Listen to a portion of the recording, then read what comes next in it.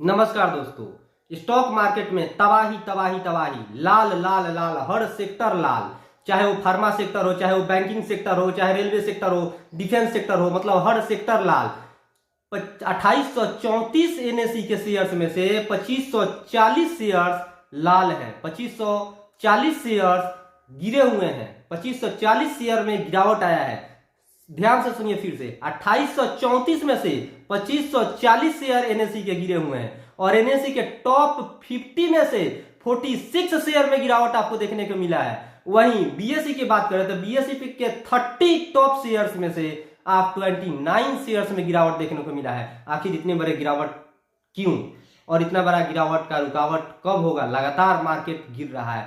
3 दशकों के बाद ये लग रहा है कि सबसे भारी गिरावट आज देखने को मिल रहा है। मोदी जी हमारे प्रधानमंत्री बने, तीसरी बार प्रधानमंत्री बने। सभी लोगों को आशा था कि मार्केट में एक तेजी देखने को मिलेगा, क्योंकि हमारे मोदी जी आए और सभी को बोले कि भाई 4 जून से पहले जितने भी स्टॉक मार्केट वाले हैं सभी लोग स्टॉक बाई कर ले, आंख मूंद के बाई कर ले। उसके बाद से गृह मंत्री आते हैं अमित शाह, वो भी बोलते हैं आंख मूंद कर कोई भी स्टॉक बाई कर ले। और उसके बाद लगातार 6 महीने से गिरावट, 85 लाख करोड़ रुपया इस जनता का बर्बाद हो चुका है इस स्टॉक मार्केट में। और लोग परेशान हो चुके हैं अब कि आखिर ये गिरावट कब तक होगा, ये गिरावट कब रुकेगी, ये पता नहीं। और अब तक सरकार कोई कार्रवाई नहीं कर रही है और कुछ आकर यहाँ पे बोल भी नहीं रही है कि कब इसका गिरावट रुकेगा नहीं रुकेगा, है ना।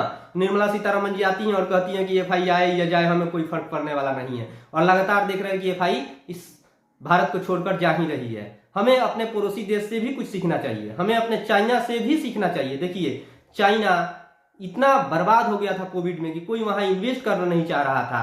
पूरा वहां का स्टॉक मार्केट धड़ाम से नीचे गिर चुका था। और अब जाकर के देखिए, अब हमारा एनएसई, हमारा निफ्टी का अगर देखिएगा तो निफ्टी 6 महीने में 13% का गिरावट कर चुका है। वहीं पे अगर हैंसंग का देखिएगा इंडेक्स, सर्च मारकर गूगल पे हैंसंग इंडेक्स अगर सर्च मारिएगा आप चाइना का, तो देखिएगा वहां पे 18% 17 पॉइंट समथिंग यानी 18% प्रॉफिट में है। 18% प्रॉफिट, इंडेक्स प्रॉफिट, कोई शेयर की बात मैं नहीं कर रहा हूं।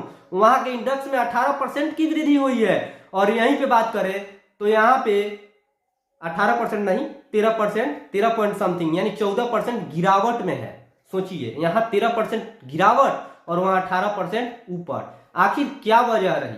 कोविड के बाद इतने परेशानियों झेलने के बाद पूरा चाइना बर्बाद हो चुका था। चाइना में कोई इन्वेस्ट करना नहीं चाह रहा था। और अब आखिर चाइना ने क्या किया कि सारे इन्वेस्टर वहां जा रहे हैं, एफआई वाले वहां इन्वेस्ट कर रहे हैं और इतने ज्यादा प्रॉफिट वहां के लोगों को मिल रहा है। देखिए वहां की सरकार ने ईएमआई में कट किया, ईएमआई कम दरों का बना, रेपो रेट में कमी की और लोन को एकदम सुविधाजनक बना दिया कि आसानी से कोई भी व्यक्ति लोन ले सकता है। और उसका जो इंटरेस्ट रेट होता है उसको भी बहुत ही कम कर दिया, नॉर्मल कर दिया। और जितने भी सरकारी कर्मचारी थे उनका पैसा में वृद्धि कर दिया। हमारे यहाँ वृद्धि तो हुआ, ये 8वां वेतन लगा, लेकिन कब से मिलेगा?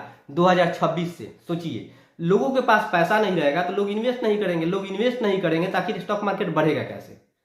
बहुत कुछ है। लगातार रुपया गिर रहा है। देखिए रुपया आज 90 रुपया चला गया, $1 90 रुपये के बराबर हो चुका है लगभग। सोचिए कहाँ हम जा रहे हैं, क्या हो रहा है। मोदी जी हाथ जोड़कर आपसे निवेदन है, बचा लीजिए स्टॉक मार्केट को, बचा लीजिए। आखिर कब तक ये गिरावट होगी इसको देखिए।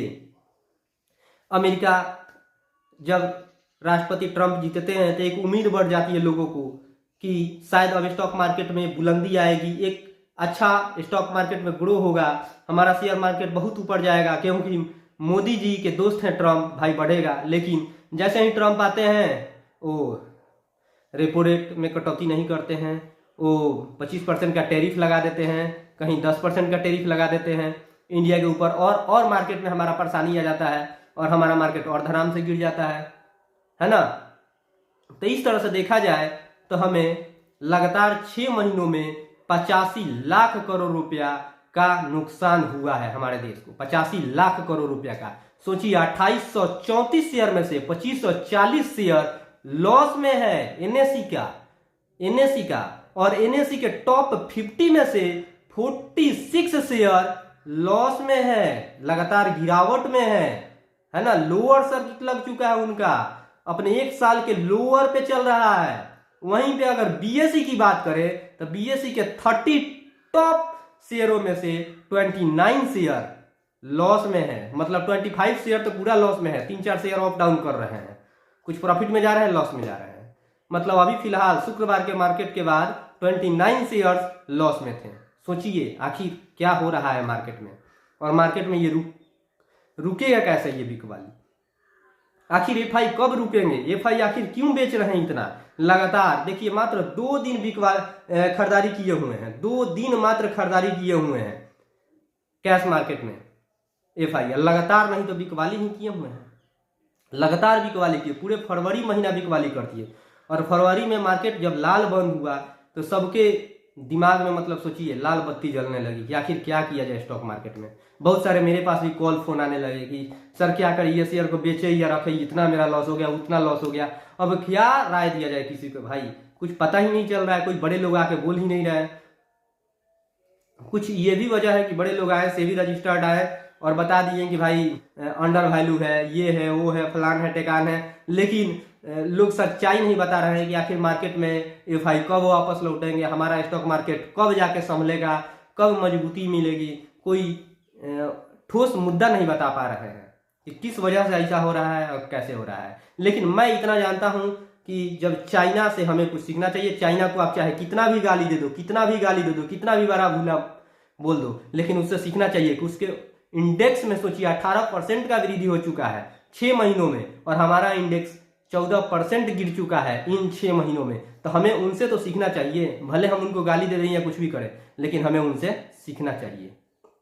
सोचिए हमें क्या है, हम तो भाई एवरेजिंग करते हैं, हम इतने बड़े मार्केट में भी गिरावट हुआ है, फिर भी जो हमारे लोग हैं, जो हमसे जुड़े हुए लोग हैं, उन लोगों को ज्यादा लॉस नहीं हुआ है। जो हमारी बातें मानते हैं उनको ज्यादा लॉस नहीं हुआ है, क्योंकि कभी भी मैं पूरा पैसा लगाकर बाई नहीं करवाता हूं, कभी भी पूरा पैसा किसी भी स्टॉक में झोंकने की राय कभी नहीं देता, मैं कभी नहीं देता। जो मेरे अपने लोग हैं वो जानते हैं मुझे, मैं कभी ऐसा नहीं बोलता। उन लोगों को मात्र 20% 25% का ही लॉस हो रहा है, लेकिन जो लोग एक बार पैसा झोंक दिए उनको 50% 55% का, कैपिटल का आधा लॉस हो चुका है, आधा लॉस हो चुका है।